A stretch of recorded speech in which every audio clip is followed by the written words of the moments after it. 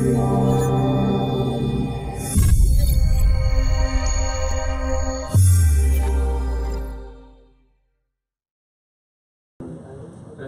Buenos días, bienvenidos a esta sesión conjunta de las comisiones de Derecho Fiscal y de Derecho Penal, con un tema que, bueno, es evidente su importancia y su actualidad, como nos lo van a compartir nuestros expositores. Una breve reseña de ambos, porque sus currículums son bastante amplios. El doctor Gonzalo Francisco Reyes Salas es doctor en Derecho, egresó de la licenciatura en Derecho en la UNAM, luego estudió una maestría en Ciencias Penales en el Instituto Nacional de Ciencias Penales. Es autor de diversos libros. Actualmente es titular del despacho Reyes Salas y Asociados. Ha tenido cargos en la administración pública, obviamente todo relacionado con temas penales. Carlos Ramírez Larsen, no me envió su currículum, pero creo que me lo sé de memoria. Carlos Ramírez Larsen es socio actualmente de Impuestos y Servicios Legales en Deloitte. Él estudió en el TEC de Monterrey, campus en Monterrey. Estudió una maestría en la Universidad Autónoma de Nuevo León, en Derecho Fiscal. Es catedrático del IE, Instituto de Especialización para Ejecutivos. Es tigre. Es miembro de la Comisión de Derecho Fiscal de la Barra, barrista desde ya algunos años, y conocido y experto litigante en materia fiscal. A ambos muchas gracias por aceptar esta invitación y este espacio suyo. Gracias. Perfecto. Gracias. Muy buenos días a todos. La idea de esta presentación es platicar respecto de algunas inquietudes que normalmente o de manera cotidiana nos surgen a los abogados cuando el derecho fiscal entra en contacto con el derecho penal. Algo que a últimas fechas hemos venido viendo con mayor, digamos que cada vez más por parte de las autoridades fiscales.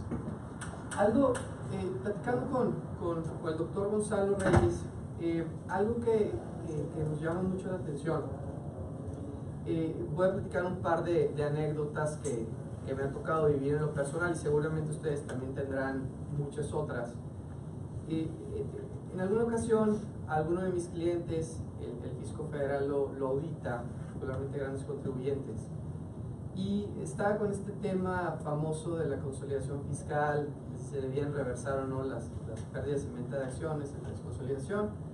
Entonces pues llega la autoridad a la interpretación de que debía ser así y da todos sus argumentos en el oficio de observaciones, pero nos llama la atención que al final del oficio de observaciones abre un nuevo apartado en donde dice delito de defraudación fiscal y dice: se le hace saber a ese contribuyente que su conducta encuadra en el artículo 108 del Código Fiscal de la Federación, por lo cual se dará vista a la representación social para que proceda en términos.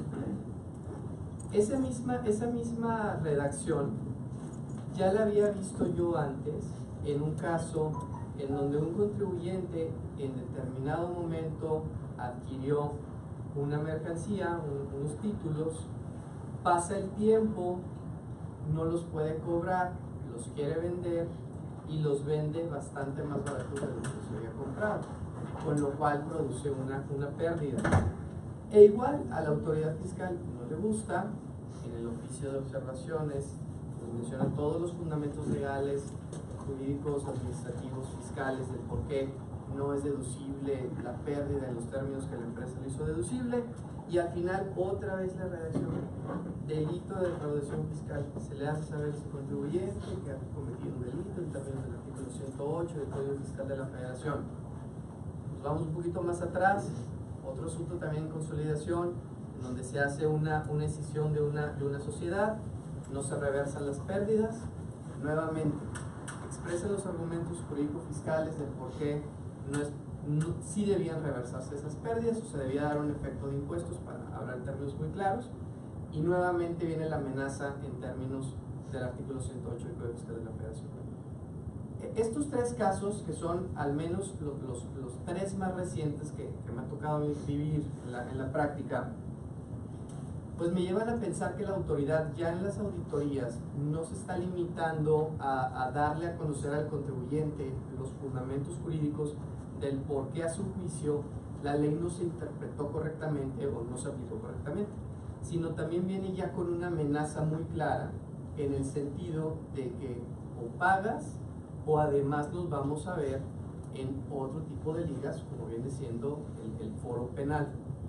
Y aquí es en donde llama mucho la atención que la autoridad se fundamente en el artículo 108 del Código Fiscal de la Federación.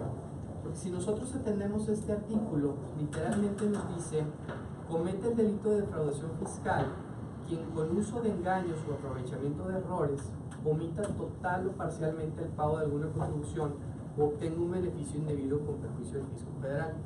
Y la primera pregunta que nos hacemos es: ¿en dónde está el uso de engaños o en dónde está el aprovechamiento de errores cuando yo interpreto la ley de manera distinta a como lo hace el fisco federal?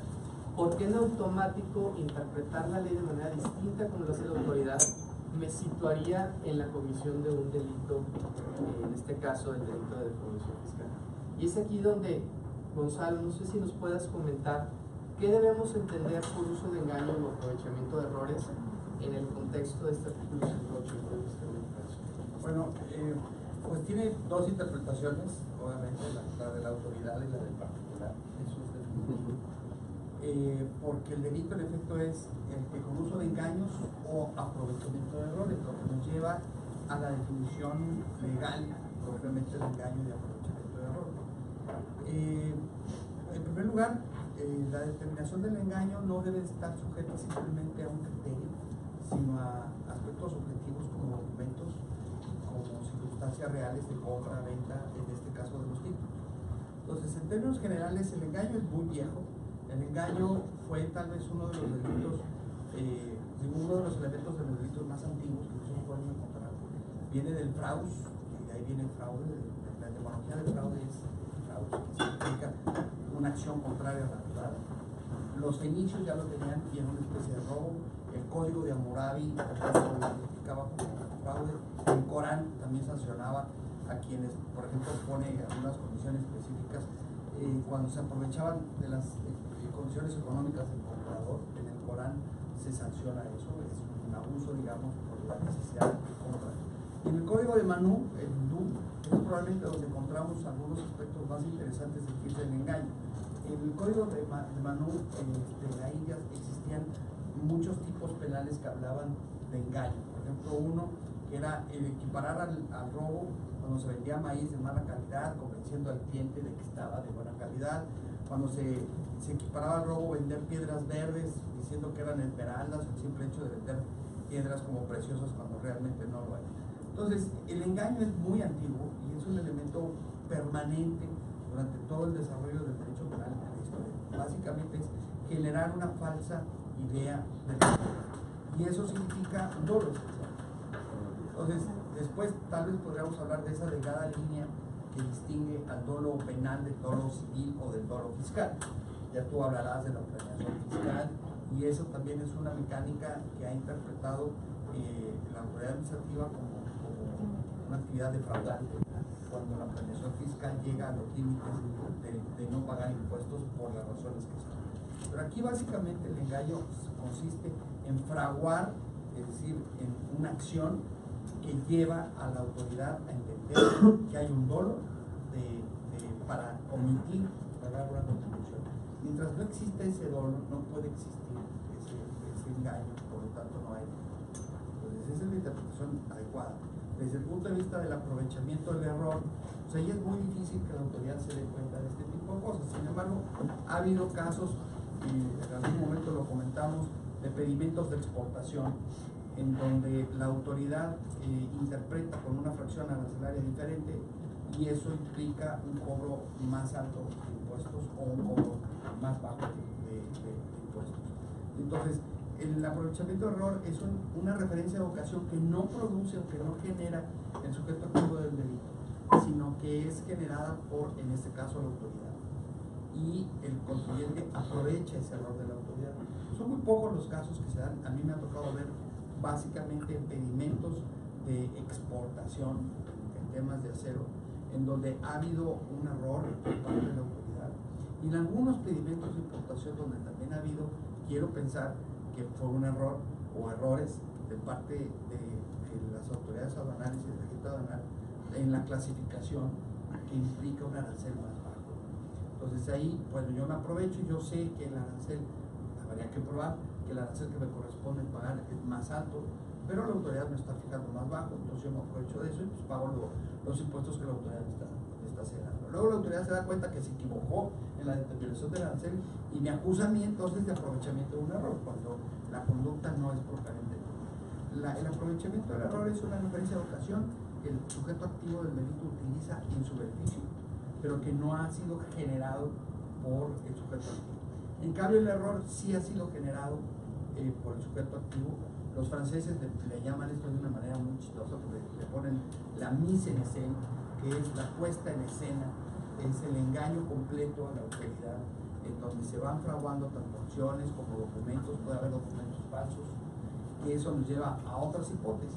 Si bien el 108 es muy específico en esto del error, probablemente haya otros delitos, estoy hablando tal vez así, el 109, la defraudación equiparada, y ya tú hablarás de eso más tarde, en donde ahí sí hay una, ostensiblemente, una acción de engaño. De hecho, la ilusión y la evasión fiscal se parecen mucho, porque la evasión es el simple pago, la ausencia del pago, ¿no? de la omisión del pago, y la ilusión es el fraguar alguna conducta que es inventar comprobantes fiscales no existentes, operaciones que no existen, todo eso que significa una serie. Mientras no lo haya, el aspecto esencial de todo esto es el tono. Entonces, yo creo que tanto el Código Fiscal de la Federación como otras leyes fiscales parten de la idea de la voluntad dolosa del sujeto. Mientras no lo haya y mientras tengamos forma de probar que no hay o no hubo un dolo de nuestra parte, no habrá delito. El caso que estás poniendo de los títulos, bueno, yo los compré a 100 y no los puedo vender en 100. Hay quien me da 70 o me da 60, pues yo pensaría tal vez para cubrirse, y los abogados que se encuentran en esta situación, con algún perito, puede ser un corredor público de los que sí saben su trabajo, porque el 80% probablemente está en otro camino, que no es el correcto. Pero del otro 20% de corredores públicos, a lo mejor sí que puedo decir, ¿sabes qué? Pues sí, te puedo entender que tú lo compraste en 100, pero no hay aquí actualmente gente en su sano juicio que te pague 100, te puede pagar por ese 70, 80. Pues tal vez ese tipo de elementos pueden ayudar para evitar que la autoridad establezca que hubo un dolo y que ahora yo compré en 100, estoy vendiendo en 80 y ahí hay una discrepancia donde yo lo quiero meter como una pérdida. Y básicamente eso es lo que debemos entender por engaño, una acción propiamente encaminada a que caiga en el error la autoridad, mientras que el aprovechamiento del error es una circunstancia que yo aprovecho, generada en este caso por la autoridad, y que yo no le alerto a la autoridad y le digo, oye, no me pagues tan poquito, déjame pagarte más. Eso no creo que sea una circunstancia que se dé mucho.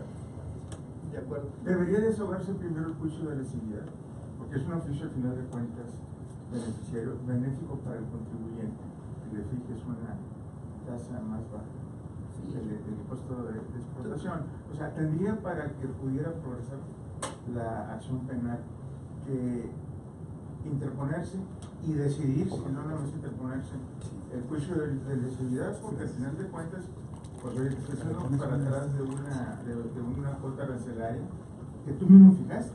No sé, es pregunta. Bueno, el juicio de lesividad, o sea, lo que buscaría sería dejar sin efectos una resolución favorable para el particular, ¿no? Habría que determinar en cada caso si estamos en presencia de una resolución favorable al particular o simple y sencillamente es un acto que la autoridad puede desconocer en un futuro como una devolución normalita, ¿no? Que te puedan hacer una devolución sin haberte ejercido facultades de comprobación y el día de mañana te dicen, usted disculpe, le devolví de más, pues le pagas con multas y recargos. Habría que ver cada caso en específico, pero parecería ser que son cosas diferentes. Por un lado, la anulación de resoluciones favorables y por otro lado, que la autoridad quiere por un tema penal.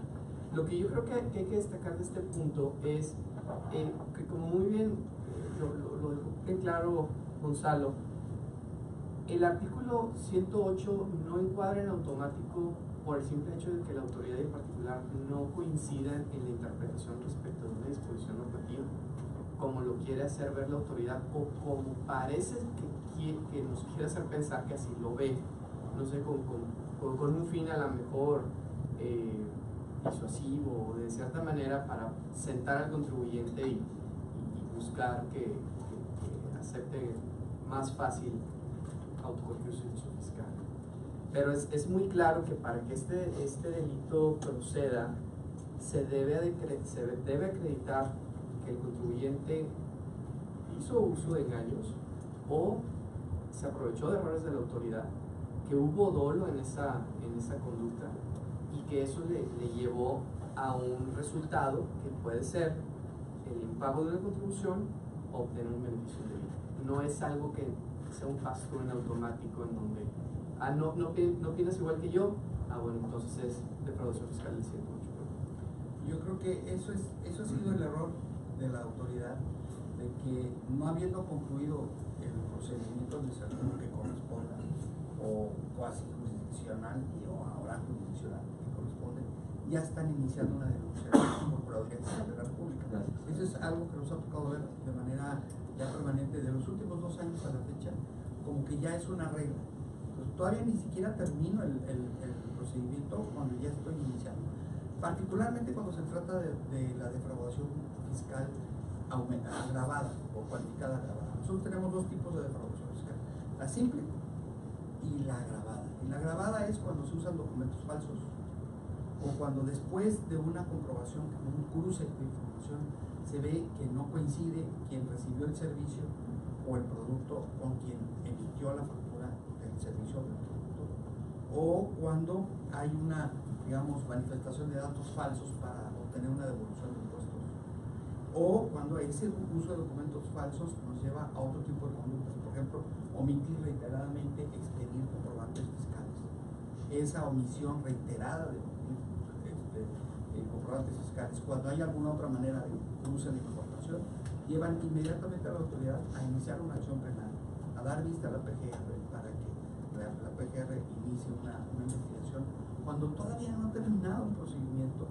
Y yo creo que aquí tenemos muy olvidado, y a mí me ha llamado mucho la atención poderosamente, que tenemos olvidado una ley que está ahí empolvada, que tiene muy poquitos artículos, de tantos artículos, 40, y que es la Ley Federal de los Derechos del Contribuyente. Pero de eso hablaremos un poquito más tarde para poder continuar con los temas.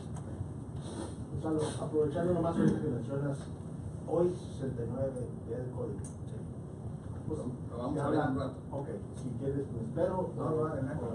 Lo menciono porque ahorita que estás haciendo esa declaración fiscal, el tema es que hoy sale publicada a lo mejor una lista, y en la lista sale un contribuyente que dio una factura. Y es una factura de hace 2 o 3 años. El tema es que te dicen que es de producción y que debes de corregir. Y ahí yo creo que nos hace un supuesto, obviamente, porque si tienes un comprobante, que hoy esté mal el comprobante, yo creo que es muy difícil sostener eso que menciona la autoridad. Pero estamos viendo liquidaciones así, donde sea falta. No sé si pues yo le llamo a eso acoso fiscal. No sé ustedes. Puede ser el acoso fiscal porque realmente es así. Es particularmente, me imagino que te refieres al último párrafo del 69. Sí, lo tenemos aquí. Entonces, ahorita lo vamos a ver. La pregunta es, ¿requerimos o no requerimos agotar el procedimiento administrativo? ¿Y qué es lo que está haciendo mal el SAT? A veces el SAT no gana los asuntos, digamos, por una falta de capacidad, sino por una especie de voracidad, no le podrá llamar así, no llamarle de otras formas. Y a veces uno no gana los asuntos, sino que los pierde el SAT por mal hechos, porque a lo mejor el SAT sí tiene personas, pero no establece bien el procedimiento completo.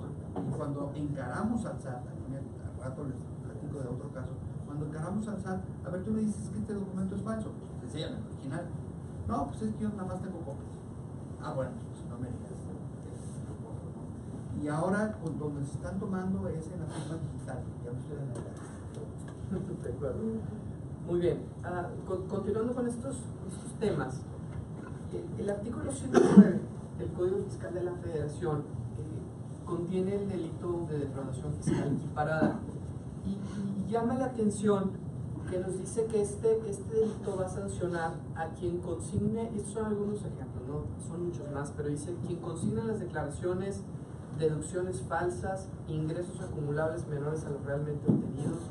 También nos dice que a valor de actos o utilidades menores a los realmente obtenidos, que omitas enterar contribuciones retenidas o recaudadas, de beneficios sin derecho de un subsidio o estímulo fiscal, e inclusive quien le dé efectos fiscales a comprobantes que no reúnen los requisitos del 29 y 29A, entiéndase los requisitos de forma, ¿no? Descripción, etc. Lo cierto es que en cualquier auditoría de la autoridad fiscal nos observan este tipo de cosas. O sea, hoy está de moda el tema del incumplimiento del artículo 29A, fracción quinta, relativa a la descripción de los comprobantes. Eso está de moda, particularmente con la Administración de Guadalupe, prácticamente es el caballito de batalla. Y normalmente cuando a un contribuyente le observan diferencias en materia de renta, pues hay de dos: o declaraste menos ingresos de los que debiste haber declarado, o declaraste más deducciones de las que debiste haber declarado. Entonces, si aplicáramos literalmente el artículo 109, prácticamente toda auditoría del SAT terminaría con un tema penal, porque eventualmente este tipo de cuestiones, por ejemplo, es que omití enterar contribuciones retenidas. Bueno, no necesariamente tiene que ser que te quedaste con el dinero, pudiste haber efectuado una compensación con un saldo a favor de IVA contra retenciones de renta, y luego resulta que si el saldo a favor de IVA era improcedente, pues entonces no pagaste las contribuciones retenidas. Entonces, técnicamente parecería que cualquier omisión que te detecte la autoridad de una auditoría te conllevaría el delito de defraudación fiscal equiparada. Y aquí es en donde quisiéramos escuchar por parte del especialista, por parte de Gonzalo, ¿dónde está la línea que nos divide lo administrativo fiscal de lo penal? Pues si fuera exactamente lo mismo, creo que las cárceles estarían llenas de contribuyentes, ¿no? Bueno, yo creo que tenemos que tomar en cuenta dos principios. Uno, que es en el derecho fiscal un contribuyente de responsabilidad que no existe en ninguna otra ley, que es que si yo entero voluntariamente antes de que haya un requerimiento, entonces no hay delito. Eso nos lleva a otro punto, nos lleva al punto de que tiene que haber un dolo. El dolo se tiene que probar, no es un elemento subjetivo del tipo, es un elemento finalmente del tipo. Entonces, en una formulación de imputación y en una audiencia de vinculación al proceso, el Ministerio Público Federal tendrá que probar que fueron las acciones encaminadas hacia la obtención de un beneficio indebido. Y eso significa objetivos subjetivos. En otras palabras, solamente la defraudación equiparada con, digamos, agravante, que es usar documentos falsos, que son evidentemente falsos, que al final de cuentas también corresponde al SAT decir que es falso. Y ahí es donde tenemos un campo de oportunidad de los penalistas para decir, tú misma eres la autoridad, lo está diciendo que es lo original, pues demuéstrale que este otro es el falso.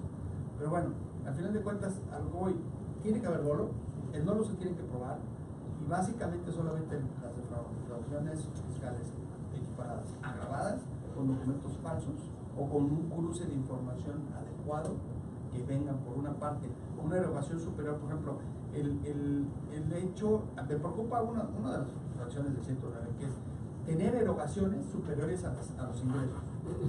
O sea, tener egresos más altos que los ingresos.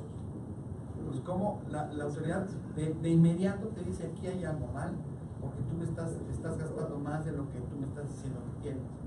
Pues sí, tengo yo en este año, pero no te puedo decir que no haya ahorrado durante los últimos 5 años y me esté gastando mis ahorros. Y tampoco tengo la obligación de tener mis ahorros en un banco. Tengo la posibilidad de guardar abajo del colchón si a mí se me da la gana. Entonces, son finalmente acciones que de manera objetiva se tienen que probar.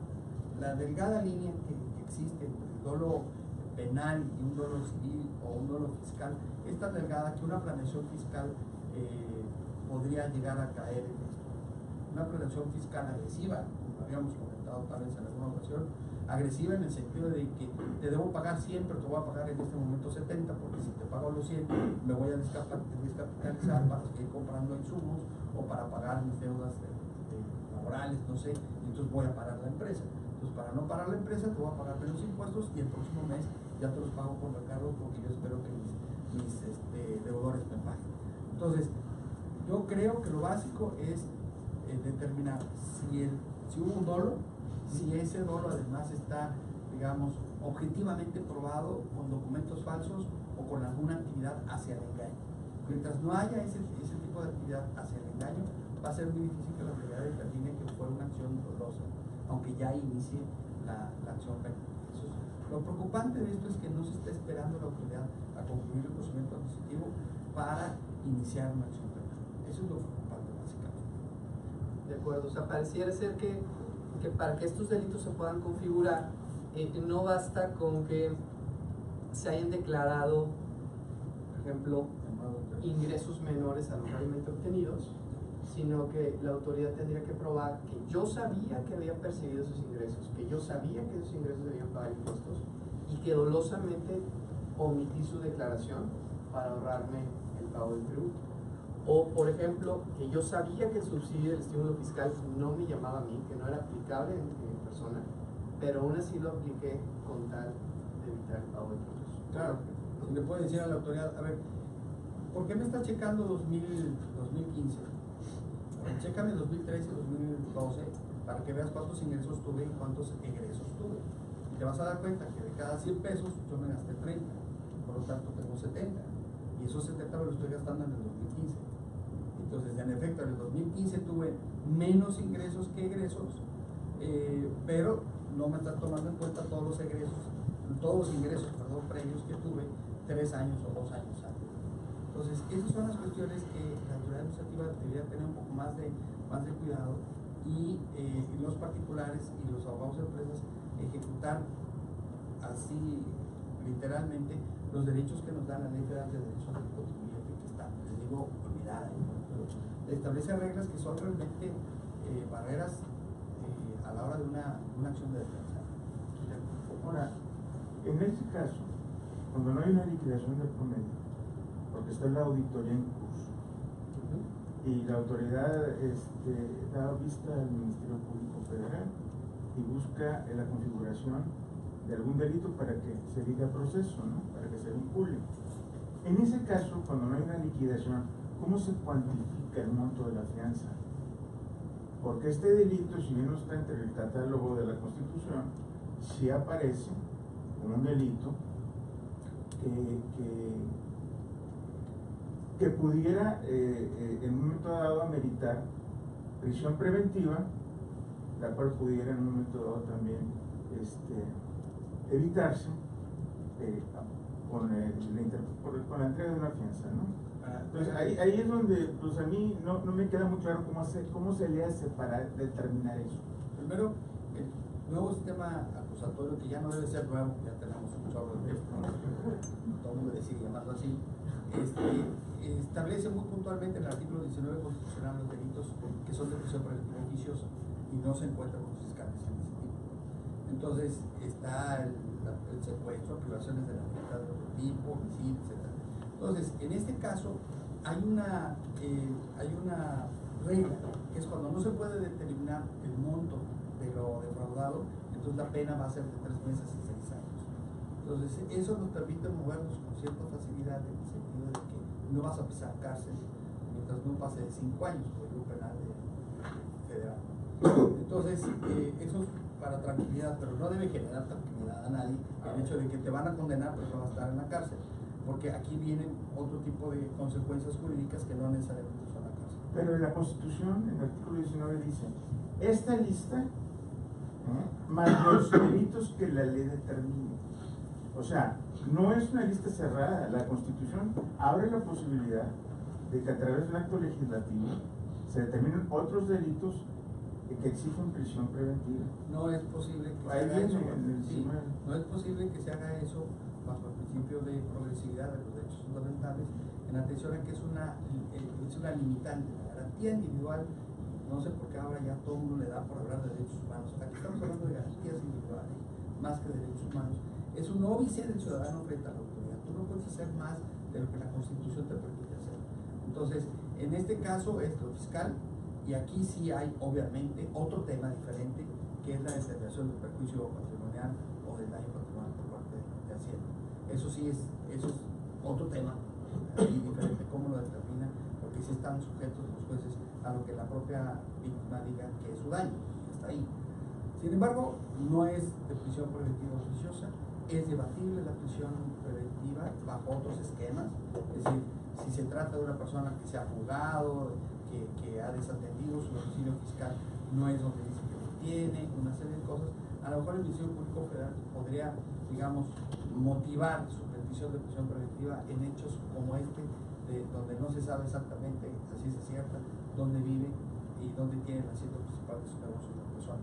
Pero no operaría aquí la prisión preventiva. Eso Mi duda es porque la ley, la reforma miscelánea de hace un par de años, hasta donde recuerdo, sí establece prisión preventiva en materia fiscal. El 19 es muy claro, entonces el sistema constitucional, que es debatible, por supuesto. El artículo 19 dice: la prisión preventiva se aplicará siempre que otras medidas cautelares no alcancen a proteger tres tipos de riesgos: el riesgo de fuga, de sustracción a la justicia, el riesgo para proteger a la víctima, testigos o intervinientes del proceso, y el riesgo de obstrucción del proceso. Si otras medidas cautelares sirven para proteger estos tres riesgos, la prisión preventiva no se puede aplicar. Y solamente se aplica de manera oficiosa, y aunque diga ahí que es de manera oficiosa, también es debatible para estos otros casos en donde no se ubica fiscal. Sin embargo, eso no exime de ninguna forma de todo un proceso largo, tedioso, cansado y bastante desgastante para el contribuyente y para la empresa, porque ahora, que es otro tema que si quieren después lo mencionamos, la responsabilidad penal de las personas jurídicas, particularmente en delitos fiscales, que ahí entramos en otro programa. Vamos a seguir con ese tema y ahorita regresamos. Hola, mención especial respecto de este artículo 109, es el tema de la simulación, y muy precisamente a raíz del artículo 69. El artículo 109 nos dice que se va a sancionar con las mismas penas del delito de defraudación quien simule uno o más actos o contratos obteniendo un beneficio indebido en perjuicio del fisco federal. Por su parte, el artículo 69b, que todos conocemos, nos establece todo un procedimiento con base en el cual el fisco, cuando considere que determinada persona ha estado emitiendo comprobantes sin contar con los activos, el personal, la infraestructura, la capacidad, ya sea directa o indirecta, pues va a llevar a cabo un procedimiento que pues inicia con una notificación que se le hace a esta persona emisora de los comprobantes, en lo personal, posteriormente la página de SAT, posteriormente de la Federación. Tiene un plazo por ley para poder desvirtuar los hechos que se le imputan, y si no lo logra hacer con sus prórrogas, etcétera, pues entonces se va a emitir un listado definitivo cuyo efecto es considerar que las operaciones fueron inexistentes y por lo tanto que esos comprobantes fiscales no tuvieron ningún efecto. Pero aquí llama la atención el último párrafo del artículo 69b, que literalmente dice lo siguiente: dice, en caso de que la autoridad fiscal, en uso de sus facultades de comprobación, detecte que una persona física o moral no acreditó la efectiva prestación del servicio o adquisición de bienes, o no corrigió su situación fiscal en los términos que prevé el párrafo anterior, determinará él o los créditos fiscales que correspondan. Y aquí, antes de continuar, este artículo le está llamando al que adquiere el servicio, al que compra la mercancía, o sea, al que recibe la factura, no al que la expide. Dice, asimismo, las operaciones amparadas en los comprobantes fiscales antes señalados se considerarán como actos o contratos simulados para efecto de los delitos previstos en este código. Algo que llama mucho la atención es que de la literalidad del precepto parecería que ya en automático, si la autoridad fiscal por sí y ante sí concluye este procedimiento y llega a la conclusión de que se trata de operaciones simuladas, pues entonces ya está acreditado el tipo penal. porque aquí literalmente lo que dice es las operaciones amparadas en los comprobantes fiscales antes señalados se considerarán como actos o contratos simulados para efecto de los delitos. Sin embargo, parecería que esta interpretación no sería posible desde un enfoque constitucional. ¿Por qué? Porque en principio todos nos consideramos inocentes hasta que se demuestre lo contrario, y hay que tomar en consideración que en todo caso tendría que ser un juez penal el que analice si efectivamente, como lo concluyó la autoridad fiscal, no está acreditado que el servicio se prestó de manera efectiva o que los bienes se adquirieron de manera real. Es decir, pareciera ser que no es en automático, sino que el SAT, una vez concluyendo su procedimiento, todavía tendría que convencer a un juez de lo penal para efecto de demostrar que esta situación se configura. No sé, Gonzalo, si coincides con completamente.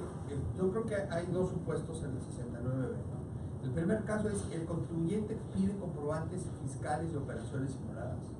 Y el segundo caso es el contribuyente recibe y utiliza, eso es lo más importante, no nada más que reciba, sino que utilice comprobantes fiscales de operaciones simuladas. Entonces, aquí es primero necesario que la autoridad administrativa, la autoridad fiscal en este caso, concluya el procedimiento administrativo y determine con ese cruce de información, no nada más yo emití comprobantes fiscales de operaciones simuladas, sino que también el que la recibe, y para eso es que el que la recibe ya tiene inclusive que llenar un formato determinando que en efecto está corroborando esa operación compra, venta, recepción de un servicio que recibió. Eso es por un lado. Entonces tienen los mecanismos para cruzar esa información entre el proveedor y el receptor de ese servicio o de ese producto. Y por otra parte, el artículo 20 de la Constitución Federal, apartado B, fracción primera, establece la presunción de inocencia. Literalmente dice: el proceso penal será acusatorio y oral, se regirá por los principios de publicidad, contradicción, concentración, continuidad y intención. Apartado B, de los derechos de toda persona imputada, fracción primera, a que se presuma su inocencia mientras no se declare su responsabilidad mediante sentencia emitida por juez de la causa.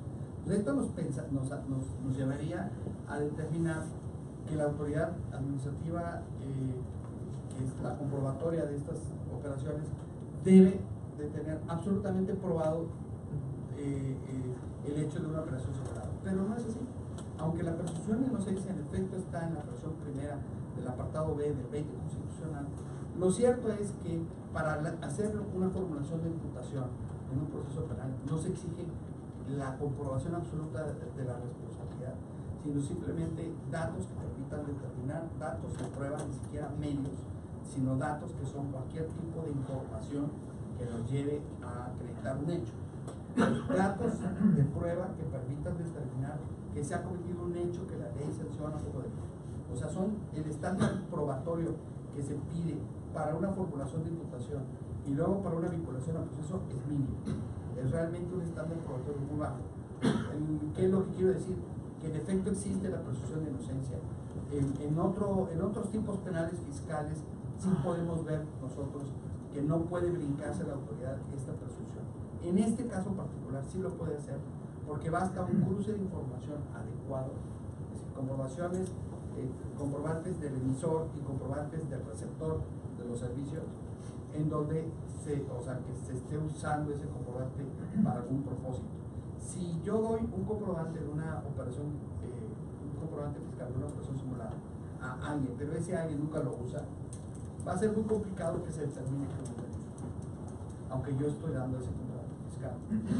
Ese es el caso, por ejemplo, de los miles y cientos y docenas o no sé cuántos llamarles, de restaurantes que se abren en ciertos lugares.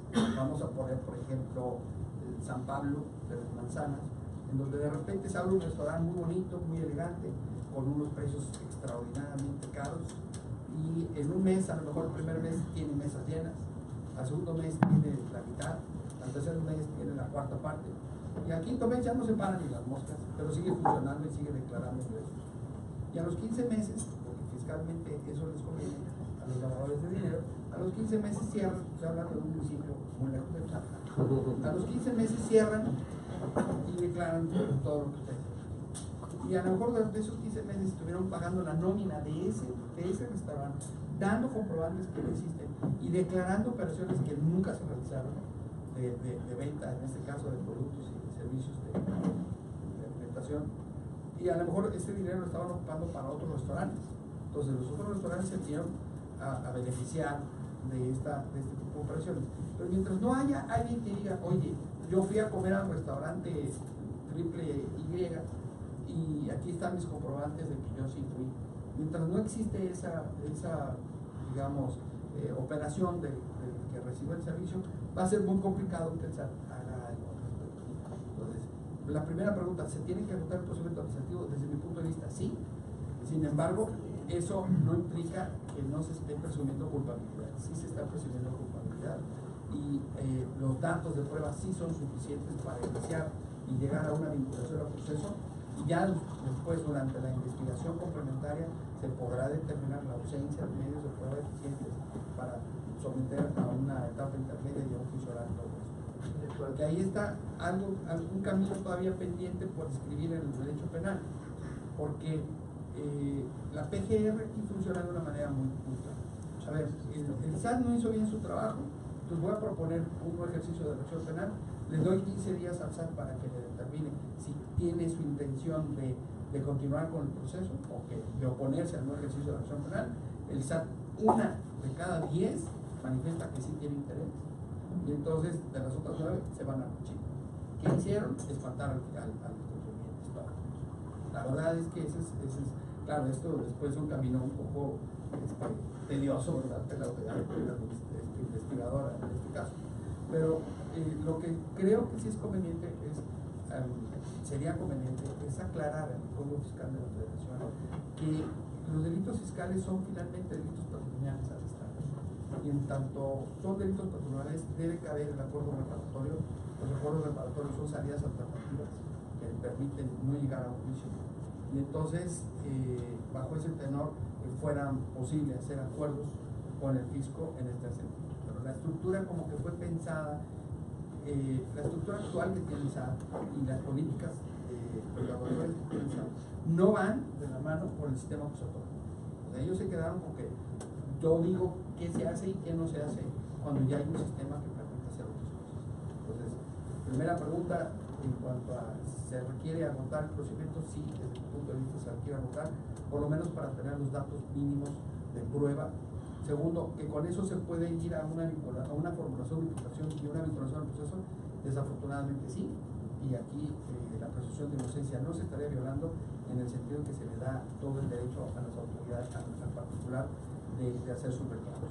Mano el Código Fiscal de la Federación, si me dan más al rato les comento, en donde se contradice cuando dice todos estos, por ejemplo, los comprobantes fiscales con firma digital o huella digital son prácticamente indubitables, lo cual es completamente falso. Todo se puede dudar en este mundo, absolutamente todo.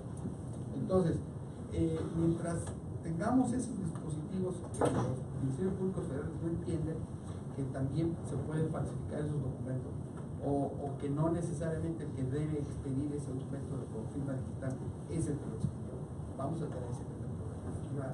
Sí, gracias, doctor. Entiendo esa parte que la acción penal, de acuerdo a lo que nos comentas, tendrá que terminar el proceso administrativo. Sin embargo, mitad del 69B establece la declaración general de inexistencia, y esto es entendida con consecuencia directa para el EFO, ¿sí? Para quien emite la factura. En ese sentido, si ya existe una declaratoria administrativa respecto a la inexistencia, pues nos da pie a señalar que las operaciones, pues obviamente son simuladas.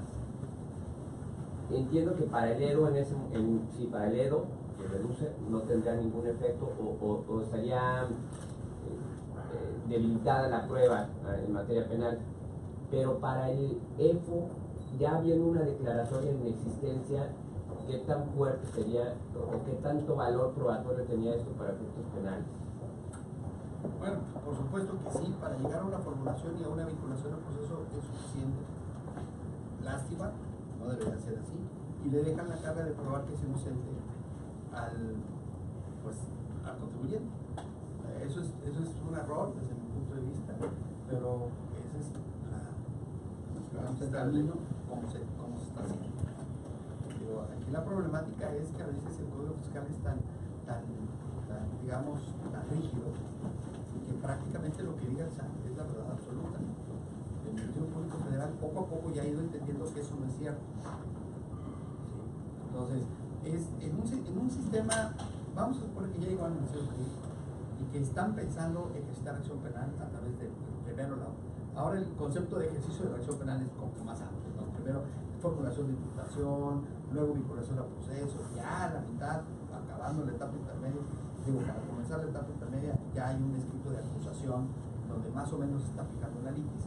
Pero lo importante es el ejercicio del principio de contradicción. El SAT no deja de ser una parte del proceso que debe estar obligada a probar lo que dice que está probando. Y entonces, ya en el proceso penal, se debe someter a las mismas reglas de contradicción que cualquier otro litigio.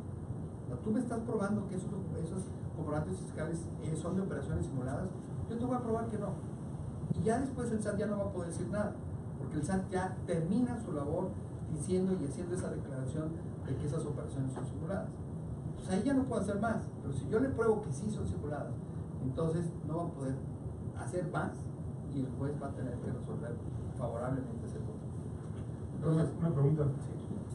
Pensando a contrario censo de que el procedimiento penal se utiliza como un medio coercitivo para presionar al contribuyente, una buena defensa en materia penal nos puede servir para el procedimiento administrativo. Por ejemplo, el ejemplo que acabas de dar, la autoridad fiscal dijo que estas operaciones son simuladas y ya fue su determinación, no me da oportunidad de demostrar lo contrario. Pero en el procedimiento penal le echo abajo esa tesis y demuestro que no son simuladas. Eso puede servir para revertir la decisión en sede administrativa, en el juicio. Sí. O sea, Si no ha terminado. técnicamente no me parece que tendría una eficacia como una cosa juzgar, refleja o alguna cuestión así, pero no dejaría de ser un elemento sin duda importante a tomar en cuenta por parte de los tribunales administrativos. Y algo que habría que distinguir es si se lo echan abajo porque el SAT no hizo bien su trabajo, o si se lo echas abajo porque le demuestras que las operaciones fueron verídicas. Son dos cosas totalmente diferentes. Sin duda creo que podría ayudar, tendría serias reservas de que fuera obligatorio, por ejemplo, para el Tribunal Federal de Justicia Administrativa, tomar en consideración los mismos criterios que el juez penal al momento de resolver. Porque pensaron en el primer caso de que le echan abajo esas pruebas porque no hizo bien su trabajo. En materia penal se podría calificar como una prueba ilícita. Y ya no tendría oportunidad la autoridad de buscar, demostrar con esos mismos datos el hecho que pretende demostrar. En materia administrativa tendría que darse el mismo trato. Pues habría que ver, o sea, si se hace valer el concepto de definición correspondiente, en cuál de las hipótesis del artículo 51 la ubicas, si competencia de la autoridad, omisión de requisitos formales, vicio de procedimiento, o que interpretó indebidamente la ley. Y ahí es en donde tendríamos que ver si podemos encontrar un punto de contacto entre los argumentos en materia penal y los argumentos en materia fiscal. Pero tradicionalmente se ha entendido que son dos procesos diferentes, en donde uno no tiene necesariamente que condicionar la resolución del otro. Sí, esa parte la entiendo y la conozco, pero a lo mejor también pensando en la progresividad de la ley y la progresividad de los criterios, pues tendremos que impulsar una nueva forma de pensamiento respecto a ese tipo de pruebas obtenidas en lo administrativo y pulverizadas en lo penal. Y desde luego que si la autoridad quiere hacer un uso indebido, por llamarlo de una manera, de estos métodos intimidatorios y coercitivos hacia el contribuyente por vía penal, pues si no le funciona la estrategia, pues que de una u otra manera le cueste. Así como, bueno, ahí disculpa, nada más te estaba asustando cuando entraste a la casa, ahí disculpa. Pues no, o sea, no es como que quería quedar sin nada. Yo creo que cuando el contribuyente empieza a cobrar del SAT, por todos los casos que ha hecho en su defensa penal, cuando resulta absuelto de esas acusaciones, cuando empecemos a exigir, que eso es lo que, el paso que sigue, estoy hablando tal vez del 2020, 2030, no sé. Pero cuando el contribuyente diga, oye, tú sabes, me hiciste gastar un montón de abogados por contraté a los mejores de Washington, los que me atendieran, los mejores de Washington, no sé, de despacho de Washington. Y me costó un chorro de lana, no agraviando. Mi defensa, y resulta que estoy absuelto, porque tú me acusaste, pues ahora tú me tienes que pagar todos estos daños morales. El penal todavía no se ha escarbado sobre eso.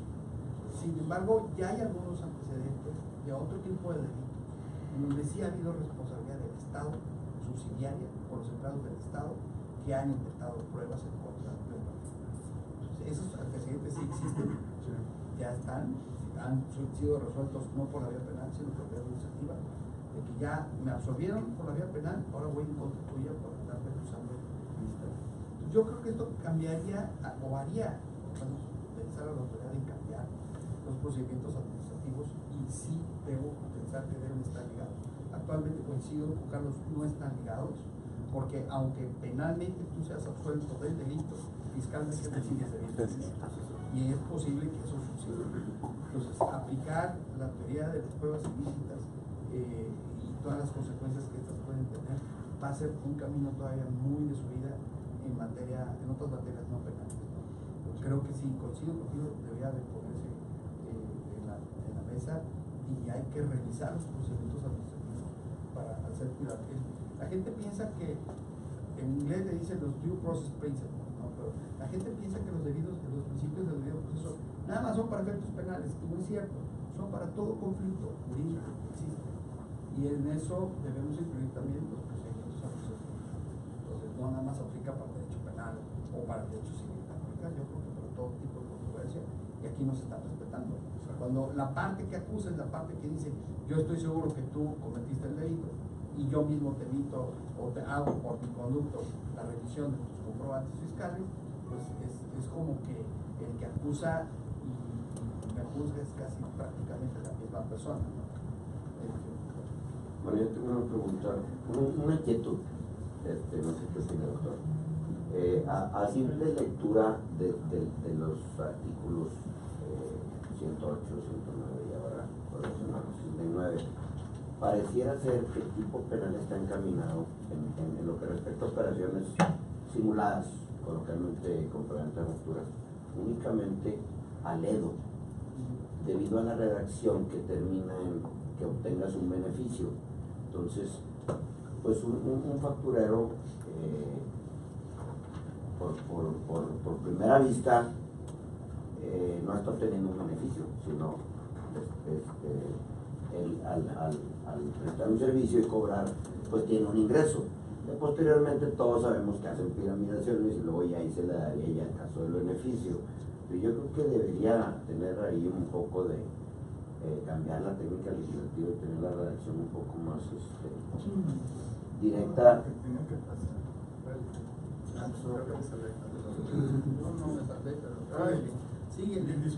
Y un poco más directa también a la venta, ¿no? Porque yo creo que los quita del tipo penal al hablar de que obtengan un beneficio. Si bien es cierto que el 69 termina después ya hablando de la operación estimulada, a grandes rasgos te remite a los delitos fiscales de este código. Sí. Y vamos a la misma redacción de que obtengan un beneficio. No sé qué opinan. Yo ahí tendría un comentario, digo, desde luego tú eres el especialista. Ciertamente, si nosotros leemos lo que viene siendo el delito de simulación, o dice simule uno o más actos o contratos obteniendo un beneficio indebido con perjuicio del fisco federal, pues ahí parecería que sí, efectivamente solamente le habla al EDO. Sin embargo, el artículo 95 del Código Fiscal Federal te dice, son responsables de los delitos fiscales. ¿Quiénes?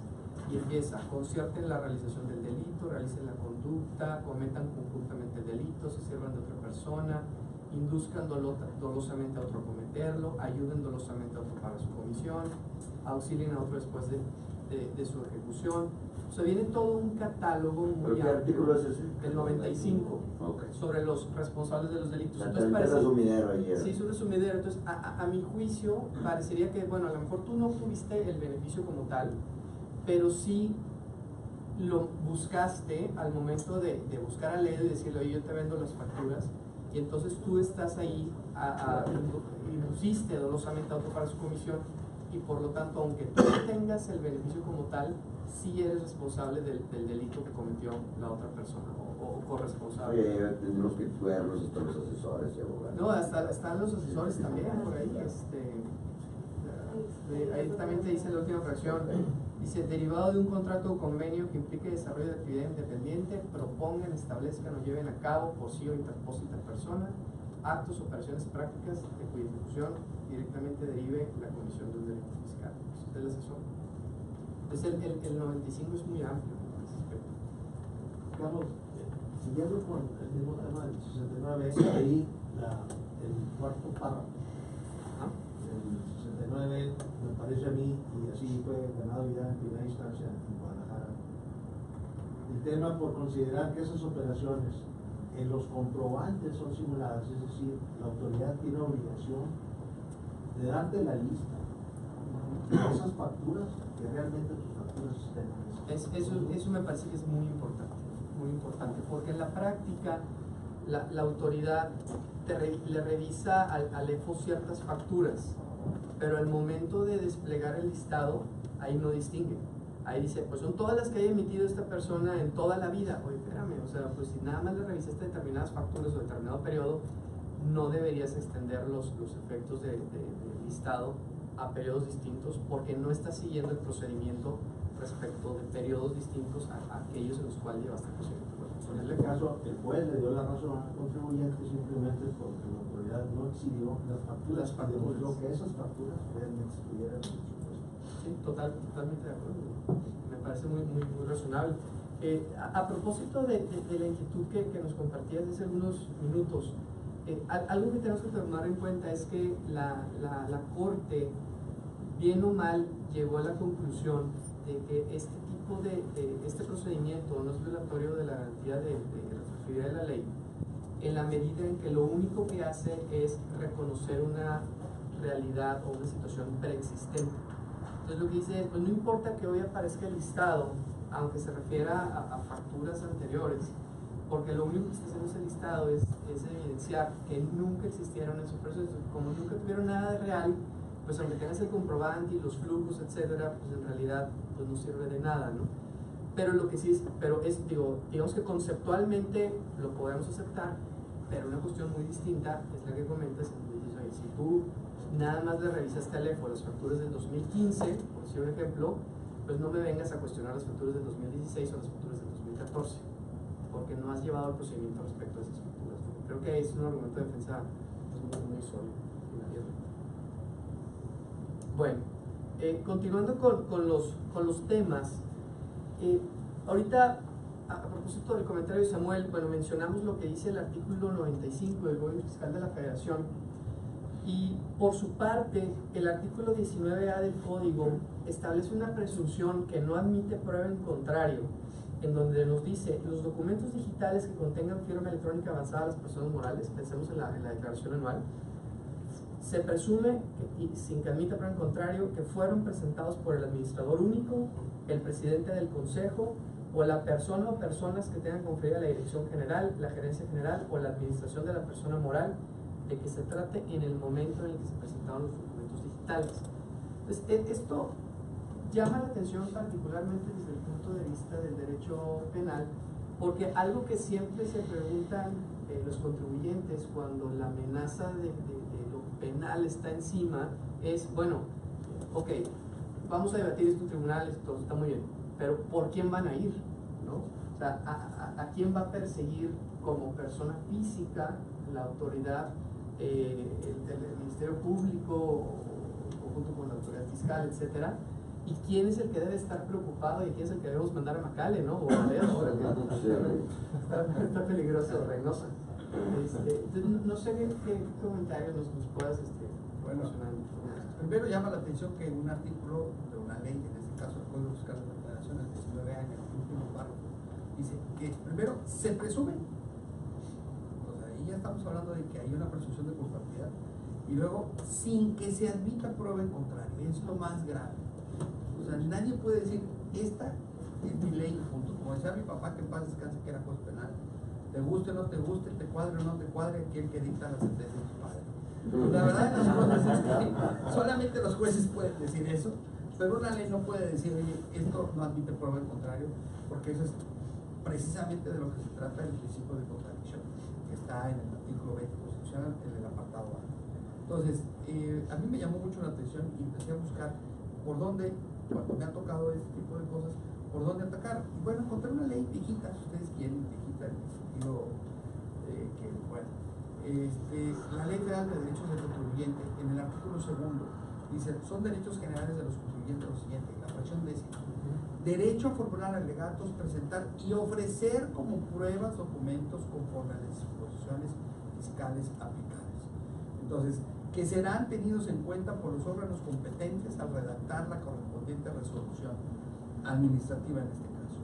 Entonces, no existen pruebas contra las cuales, digamos, haya nulidad de defensa. Todos los medios de prueba son materia de contradicción, todos pueden ser dubitables, y entonces eso de que no se admita prueba en contrario está complicado. Ahora, ¿por qué se hizo esto? Por la firma digital. Hay que entender mejor el tema de la firma digital. ¿Cómo se asigna la prueba digital? Y la responsabilidad del uso de la prueba digital es donde tenemos ahí el aspecto más importante. Es decir, ¿quién tiene el derecho a usar la firma digital de la empresa? Porque esa persona dice lo que creo que quisieron decir aquí en el 19A, pensando en que obraran de buena fe. No lo creo, pero pensando eso, que hubieran obrado buena fe quienes hicieron este 19A.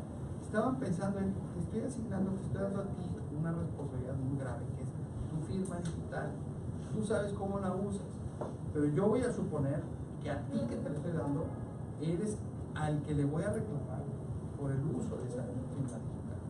Más bien nos vamos a eso. Por eso es que se mete a cuestiones de cualesquiera que el nombre que se designe, que tengan conferida la dirección general, gerencia general o la administración de la persona moral. Pero nos vamos a la firma digital. ¿Quién tiene la firma digital? Esa persona es la responsable. Entonces, eso es conforme al artículo 2, fracción décima de la Ley Federal de los Derechos del Contribuyente, que es una ley del 2005, estaba Fox. Eso es por un lado. La misma ley, en su artículo 23, señala, los contribuyentes tendrán a su alcance los recursos y medios de defensa que procedan en los términos de las atribuciones legales respectivas, contra los actos dictados por las autoridades fiscales, contra los actos dictados por las autoridades fiscales. Así que sí se admite prueba en contrario. Esa disposición del 19A es muy arbitraria. Yo creo que no pasaría un juicio de constitucionalidad en la Corte, porque ya me han decepcionado mucho en la Corte, ¿no? Ya les digo, son como la chimoltrufia, igual que dicen una cosa, dicen otra, y al rato, y no pasa mucho tiempo sin que se les digan de las dos cosas que ya dijeron. Entonces, yo aplicaría tal vez el artículo 2, fracción décima, y el artículo 23 de la Ley Federal de los Derechos del Contribuyente para atacar esa disposición del 19A del Código Fiscal de la Federación que establece que no hay prueba en contra. Sí hay prueba en contra.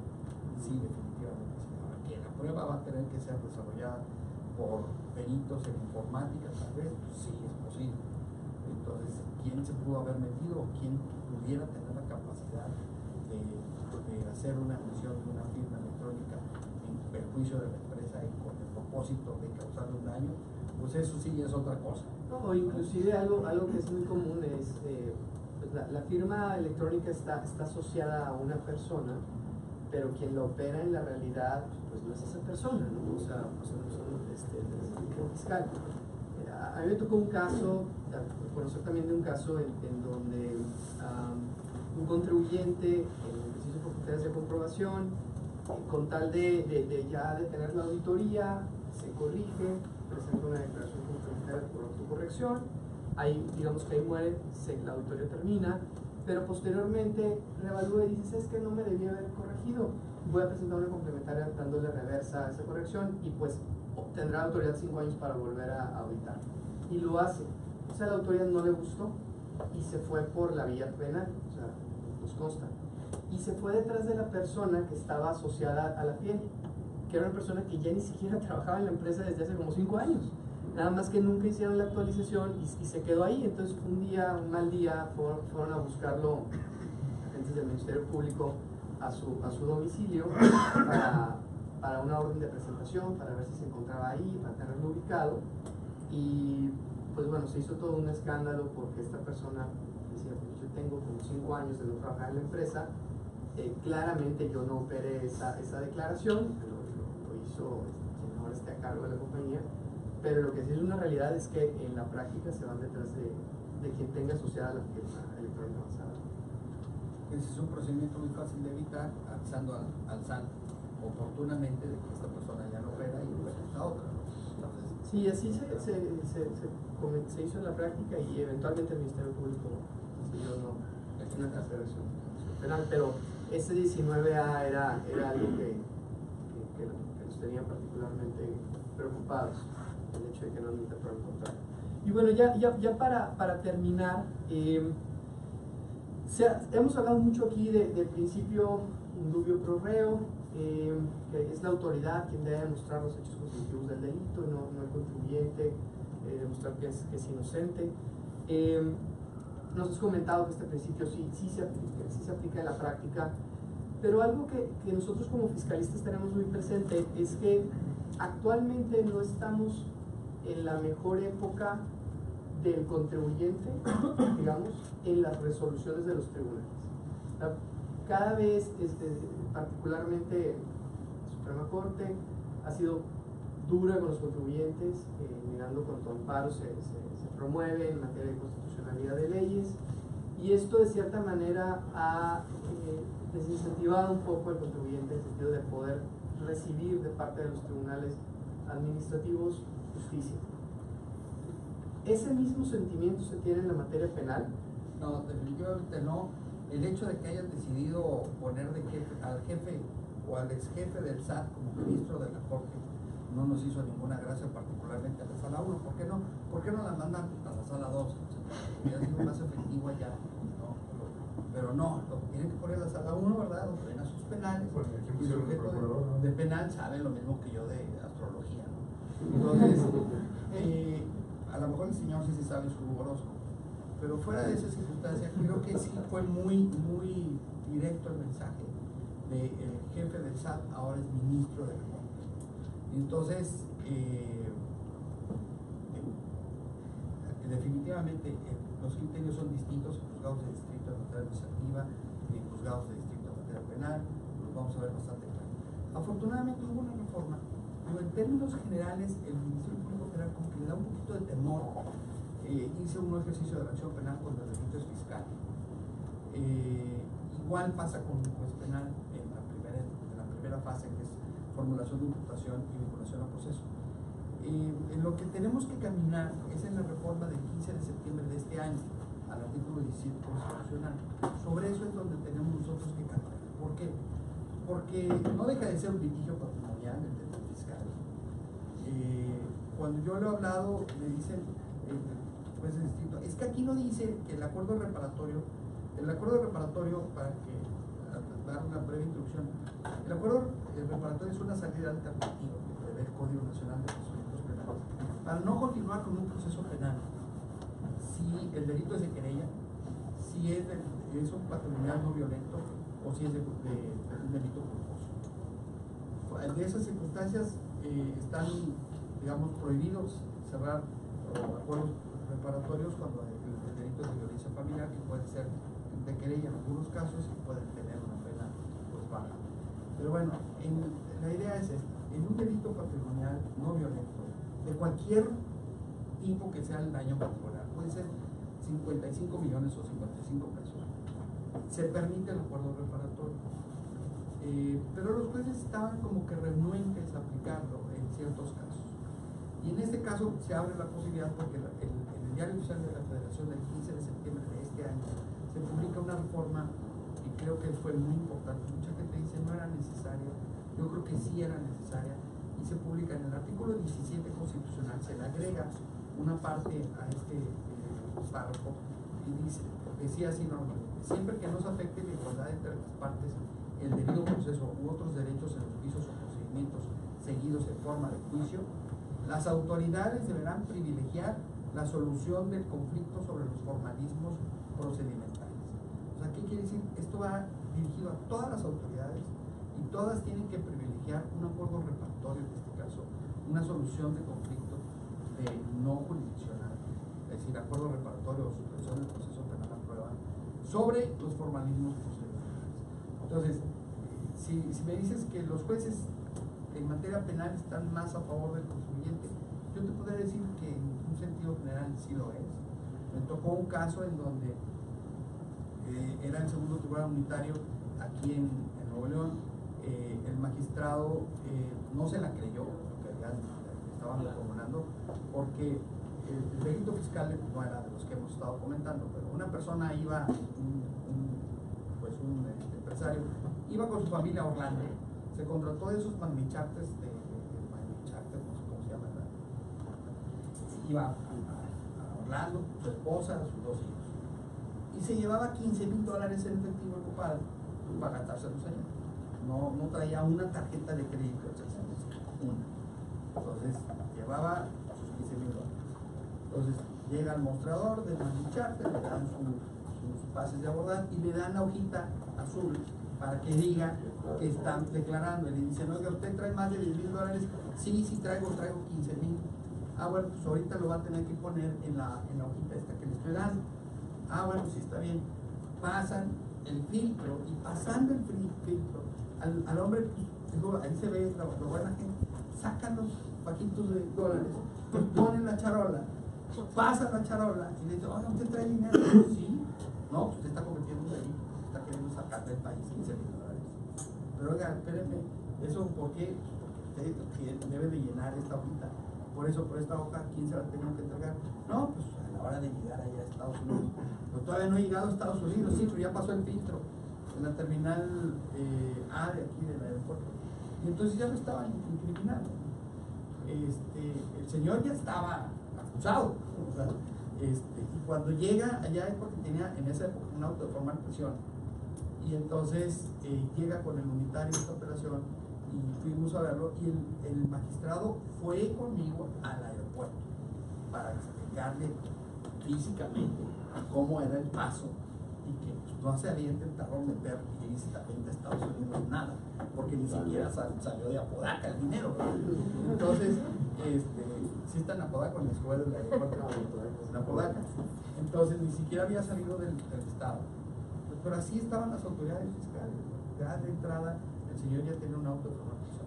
Entonces, eso a mí me da pie para decir que sí hay una tendencia a hacer una revisión por lo menos más acuciosa que en autoridades administrativas, inclusive jueces distintos administrativos. Los jueces penales particularmente ponen más atención a los hechos que a lo formal.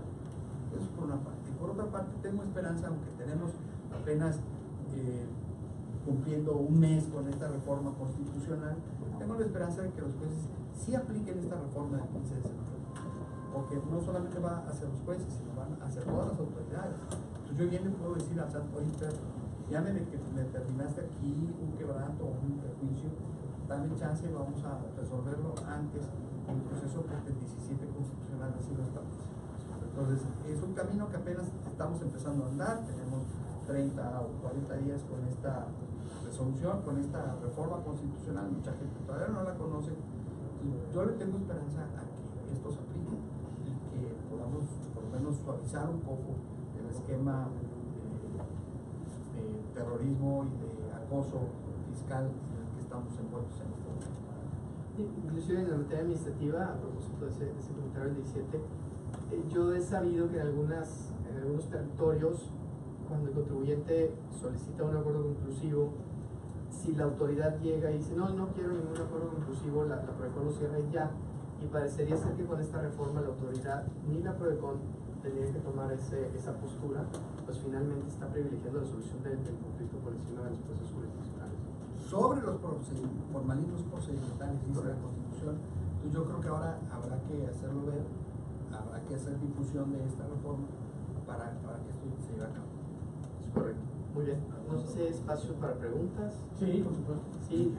No sé si haya preguntas. A lo mejor para que haya espacio. pues ahí tiene la autoridad el derecho de decir, no quiero ir al acuerdo conclusivo.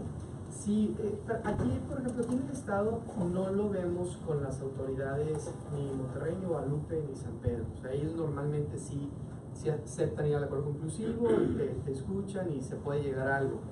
Pero yo he escuchado que en las oficinas centrales de la PRODECON, en la Ciudad de México, hay ocasiones en donde uno va como contribuyente, a lo mejor a ver un tema complejo de consolidación con grandes contribuyentes, y ellos dicen, no, yo tengo mi postura, no me interesa sentarme en el acuerdo conclusivo, y que la postura de la PRODECON es cerrar, es decir, no, pues no hay voluntad, no se lleva a cabo el acuerdo conclusivo. A mí me parece que eso va en contra de la naturaleza del acuerdo conclusivo, y todavía más con la reforma del artículo 17, que es reciente, ¿no? Porque parecería ser que aunque tengas tu postura, pues vamos a sentarnos en la arena de la PRODECON, en donde no puedes ser tan estricto, debes por lo menos mostrarte que tienes capacidad de escuchar al contribuyente y tratar de llegar a la solución del conflicto en lugar de irnos a tribunales, ¿no? Entonces, vamos a ver si esto cambia a raíz de esto. Yo creo que va a haber una curva de aprendizaje, pero creo que puede ser un buen elemento para... Y empezando por la PRODECON, que no tome una postura de, pues no les interesa, pues cerramos, ¿no? O sea, que la PRODECON le diga a la autoridad, a ver, espérame, aquí hay un artículo que privilegia la solución de los conflictos, entonces, por lo menos, te pido que te acerques una vez. Los plazos para emitir el crédito fiscal están suspendidos, no corren en tu perjuicio. ¿Por qué no nos sentamos para ver qué es exactamente lo que necesitas para aclarar la situación fiscal del contribuyente? Y es que sobra decirlo, el SAT es uno en su guarida y es otro en la mesa de la PRODECON. La mesa de la PRODECON es bastante más consciente, perceptivo y al menos en mi experiencia. Bueno, a ver, había otra pregunta. Yo tengo una inquietud en cuanto al privilegiar la solución pacífica del conflicto, porque en una transacción entre particulares, pues bueno, los dos tienen esa capacidad de decidir qué tanto más pierdo, me veo perjudicado continuando un litigio, o irme a juicio, o perder a lo mejor algo ahorita, pero ganar más de cara a futuro, ¿no? Mi impresión es que desde la perspectiva de la autoridad fiscal, la autoridad no tiene ese margen de maniobra, porque desde su perspectiva es, me debes la contribución omitida, o hay una contribución que no me pagas. Entonces me da la impresión que desde la perspectiva de la autoridad es a todo, es a blanco y negro, a todo, es a todo. O sea, yo necesito ir como autoridad a cobrar la contribución completa que estimo que se me debe, cuando tengo del otro lado al contribuyente que estima que o no se debe, o se debe menos de lo que está determinando la autoridad.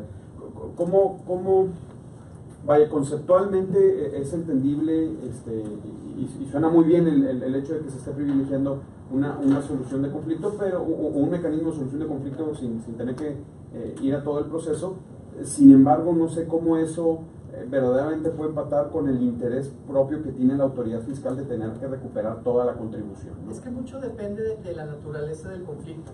Por ejemplo, si es un tema de interpretación de leyes, es muy probable que no vayamos a llegar a nada, porque la autoridad va a decir, yo tengo mi interpretación, tú tienes la tuya, finalmente que resuelva el tribunal quien tiene la razón. Pero no todos los conflictos con la autoridad son en materia de interpretación de leyes. Hay muchos conflictos que son en materia de calificación de hechos o en valoración de pruebas. Y a mí me ha tocado estar en acuerdos conclusivos frente a la autoridad, en donde le digo, a ver, estás observando estos depósitos bancarios, ¿okay? Ya te exhibí A, B, C, D y E. ¿Qué más necesitas? Y entonces el administrador voltea con el sub, ¿qué más necesitamos? Y el sub voltea con el jefe, ¿qué más necesitamos? Y el jefe voltea con el auditor raso, ¿no? Y le dice, pues es que no me entregó la póliza contable. Ah, ¿quieres la póliza contable? Sí, te damos la póliza contable. Y ya con eso, era la póliza contable, tenga la póliza contable y queda aclarado el depósito bancario. Un depósito bancario varios depósitos bancarios que a lo mejor le pudieron haber llevado a varios millones de pesos de un crédito fiscal, con el costo de abogados, garantías, etc. Entonces, a eso es a lo que yo me refiero con el tema de solución de conflictos. Francamente, en mi experiencia, sí puedo atestiguar que la PRODECON es un verdadero mecanismo de beneficio para los contribuyentes. Se han evitado muchos créditos, muchos clientes, teniendo la oportunidad de sentarse con la autoridad en la mesa y de decirle, a ver, digo, obviamente con palabras más bonitas, pero ¿qué es lo que quieres? O sea, ¿qué necesitas que te dé? Y si está en mi poder dártelo, te lo doy. Entonces, creo que en ese tipo de materias, o sea, cuando es un tema de calificación de hechos, valoración de pruebas, sí se puede llegar a una solución de conflicto antes de ir a tribunales. Si es un tema de interpretación de ley, ahí sí está muy complicado. A ver, una pregunta, no sé si vaya a ser una barbaridad, pero en el tema ahorita que veíamos de la presunción de responsabilidad de los administradores o el presidente del consejo, etcétera. Luego tú hablabas de la firma digital. Luego tú hablabas de un caso en el cual se iban directamente a la persona vinculada con la firma digital. Mi pregunta es, tradicionalmente los comisarios, ya ves que de hecho salió un criterio donde dice que no pueden ser apoderados de las empresas y sus poderes son nulos. Si un comisario es la persona vinculada para el uso de la firma digital, ¿cuál sería el proceder de la autoridad? O sea, no podría considerarlo como representante, no podría realmente imputarle una responsabilidad y lo salvaríamos de cierto modo de estar en ese pues riesgo de responsabilidad, o porque lo que te digo es, no me es comprensible lo que dice la norma sobre Claro. irse directamente con el administrador, que asumo que está hablando de alguien con representación, y el tema de realmente pues, tomar medidas a ver un sistema electrónico en donde aparece una persona vinculada. Sí, yo ahí no sé, porque francamente ya es algo más de cumplimiento, pero yo no sé si el SAT, cuando va a dar de alta la firma electrónica avanzada de una persona moral, exija que sea que esté vinculada al administrador único o presidente del consejo. Sí. Y que de esa manera puedan hacer una conexión con el artículo 19A, porque si no lo hace así, pues pensando que a lo mejor ponga, es que es un comisario que tiene poder, bueno, vincúlalo a él, pues entonces de cierta manera como que no haría congruencia con lo que dice el artículo 19A. Sería en contra. Y creo que para el alta te solicitan por lo menos poder de administración. No sé si hoy en día ya te digan que seas el administrador único, presidente del consejo, pero sí poder de administración para dar el alta si te lo requieren. Pero ¿qué pasaría no entonces pero con los- debes tenerlo, Sí, porque si es si eres comisario, comisario. no te lo debes de dar. O si te o sea, de repente a mí nada más me dicen, por favor, nombra a fulanito como comisario. Si posteriormente se convierte en comisario y no vuelve a utilizar el poder, porque realmente lo que dice la Corte es que los actos que se cometan o que se lleven a cabo por el apoderado, por el comisario como apoderado, son nulos. Entonces, a partir de ahora son nulos, ¿no? Sí, es correcto, pero aparte, Y a partir de ahora ya no puedo ser considerado como... o sea, imaginemos que siguiendo con tu ejemplo, imaginemos que cuando se da de alta la firma electrónica avanzada es un administrador único, y como sucedió en mi caso, y después ya no lo era, ¿no? ya era otro. Entonces, si la autoridad va a tomar esta presunción que no te prueba en contrario como algo básico para poder formular la imputación penal, ya sabes qué, es que el artículo 19 nos dice que se presume sin prueba en contrario que el que hace uso de la firma electrónica avanzada es el administrador único. Y yo tengo en mis registros que el administrador único es fulanito. Oye, tú le demuestras que fulanito ya no es administrador único, que ya cambió. Bueno, gracias por avisarme, me voy con él. O sea, en tu caso la persona vinculada coincidía con que sí era un administrador único, no era una persona nada más con un poder que era quien manejaba. Sí, no, él sí era el administrador único en ese entonces. Okay. O sea, El tema es que ya había dejado de serlo. Sí. Y eso ayudó, porque, o sea, lo que te dice la ley es que, o sea, no se presume que fue el administrador único que registró la fiel.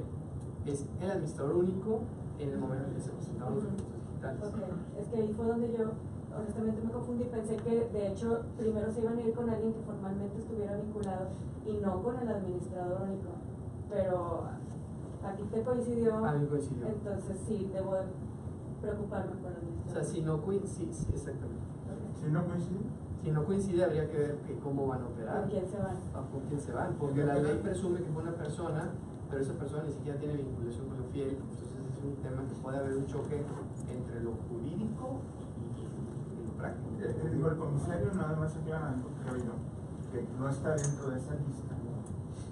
No, Y por la eso- razón es, Porque no puede tener. exacto, porque es un órgano de vigilancia. No, yo no sé, es un acto de, pero no es un órgano de precisamente administración. por eso me parecía la pregunta válida, precisamente porque sé que no está dentro de esa lista, porque sé que pues está eximido también por los criterios de la Corte que confirman que no debe de tener la representación de la sociedad, pero eso no significa que no esté vinculado en un formatito electrónico con la firma electrónica y que él sea el que presente el proceso. Nadie nos impide hacer eso. Si materialmente él fue el que realizó el acto ilícito, él es el responsable y con todas las demás consecuencias políticas también para otros. Pero si el materialmente responsable del acto fue él, no importa que su poder haya sido nulo, porque él realizó esa actividad y a él le van a ser imputables los hechos de esa penal. Pero la empresa. Sí, eso lo dejamos para otra área del derecho. En el penal, a lo mejor yo no soy el administrador, pero yo realicé esta conducta ilícita. Yo soy el responsable porque estuve actuando a nombre de la empresa. Para lo penal eso es lo trascendente. Bueno, sí, ya súper rápido. Entonces los socios, si no desempeñan estos cargos, no tienen responsabilidad, ¿no? Bueno, para efectos de la firma digital, pero no para otros efectos. Porque si fue una política de la empresa hacer esto, hacer aquello, fue una defraudación fiscal, pues sí serían los responsables. Pero existen en las actas un párrafo que habla de que fueron enterados por la administración los socios.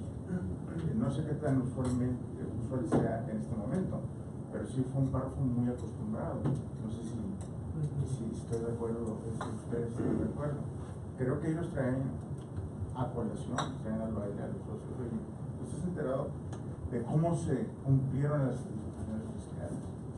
Yo creo que esa disposición sí sobre la mejor opinión de ustedes, sí los vincula, ¿no? Es que habría que ver cuál es el tipo penal y su grado de participación por el artículo 95. No sé, Bernardo, ¿tenías una pregunta? Sí, gracias. Felicidades a los dos por su exposición. Con relación al tema que comentabas por ahí al inicio, Carlos, de la exposición, en el sentido de que la autoridad te está incluyendo un parrafito en donde te amenaza con el ejercicio de la acción penal. En los casos que tú comentaste, a mí no me ha tocado en resoluciones que hablan de simulación, que de alguna forma hablan de que pudo haber habido un engaño y te da alguna pauta como para sospechar que la autoridad pudiera eventualmente llevar a cabo el ejercicio de una acción penal. Pero en el caso específico que tú comentas, ya está anunciada la acción penal. Ya está. En esos casos, la autoridad realmente la llevó a cabo. ¿O la sentiste como un mecanismo como para meterle un calambre al contribuyente? Era un amago, ¿no? Que decía probable. Es que sí, lo probable, lo manejo como probable. Yo lo sentí te voy a platicar un poquito cómo fue la evolución de esto. Sí. Los tres casos fueron de la misma administración, de la Administración General de Grandes Contribuyentes. Nunca lo he visto en una administración desconcentrada. En las desconcentradas he visto que parafrasean un poco el tema de simulación, sobre todo cuando se utilizan esquemas de outsourcing, temas así, pero no que te lo incluyen como un capítulo destacado dentro de la resolución, cosa que sí he visto con grandes contribuyentes y no sé si sea política de las personas que están allá, ¿no? Particularmente de una que es mujer. Pero lo que sí es una realidad es que cuando llegó en el primer caso, sí fue un tema que todo el mundo se asustó y se vio la manera de corregir la situación fiscal. Por lo tanto, no hubo ningún tipo de acción. Cuando llegó en el segundo caso y dijimos, pues, qué curioso, ¿no? O sea, también en este llegó. Y luego en el tercer caso también llegó. Y luego platicando con colegas nos dimos cuenta que ya era prácticamente la misma amenaza en todos los oficios que venían de parte de esta autoridad. Entonces llegamos a la conclusión que muy probablemente la intención era meter un calambre. O sea, no era de que realmente lo fueran a hacer, sino es como un elemento de negociación. Claro. Porque esta administración está particularmente interesada en que corrijas, en recaudar rápido sin tener que ir a tribunales. Claro, porque incluso de alguna forma riñe con el factor sorpresa que ha caracterizado el ejercicio de la acción penal. Aquí en realidad se ve como tengo esta arma, tengo la pistola cargada y te estoy apuntando, ¿verdad? Exactamente. Y en el caso que comento que sí hubo acciones dirigidas a sí llevar realmente una acción penal, que es esta que comento de la complementaria que se presentó como posterior a la comprobación, en ese caso no se incluyó el apartado en ningún oficio. Entonces dices, oye, en el que sí lo hiciste de verdad, no lo incluiste, y en todos los demás, pues solamente fue como amenaza.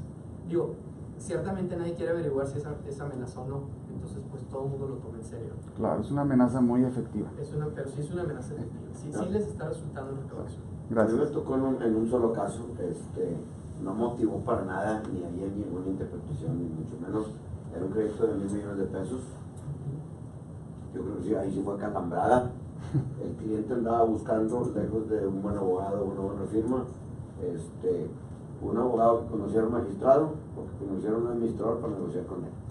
Yo creo que en ese caso sí fue. Y lo incluyó, por la también lo calambrada, incluyeron. ¿no? En el oficio de observación. ¿Y fue grandes contribuyentes? Así es. Y creo que terminó negociando. Sí, pues pareciera ser que es la forma de operar de esa. Y no motivó ni siquiera el por qué. Sí, no te dice nada. Nada más te dice, se le informa al contribuyente que usted probablemente incurrió en el delito de defraudación fiscal, término del artículo 108, te lo transcribe y luego se dice que se le dará vista a la representación social para que proceda en su caso con las acciones pertinentes, y pues con eso tienes para preocuparte, ¿no? Con los muy grandes. Exactamente. Pero si dan vista en esos de bloque. Nosotros lo comentamos, o sea, no sabemos, pareciera ser que no, pero no sabemos, no se puede asegurar que no. Y es por el factor sorpresa, o sea, pues si ya le estás avisando al contribuyente, pues ya se va preparando con los ojos. Claro. Me gustaría hacer un comentario final nada más, en el sentido que estamos trabajando las dos comisiones, la de Derecho Fiscal y la de Derecho Penal, y bueno, las reglas hace poco, me dieron las reglas de la comisión, muchas gracias. Sin embargo, me gustaría extender una invitación a todos para que propusieran temas, para que aquí busquemos la manera, tal vez, la autoridad o el experto o no sé, un juez, un magistrado o algún ministro que venga a exponer un tema en concreto.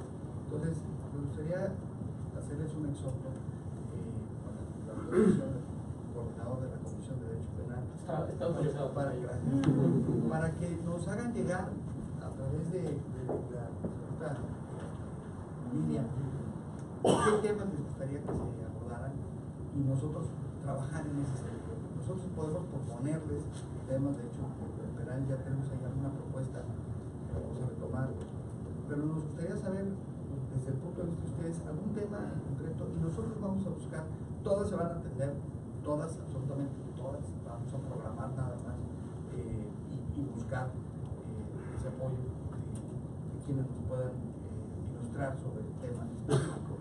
Pero ojalá puedan apoyarnos con eso. No sé quiénes sean de las áreas de la Comisión Penal, tenemos dos.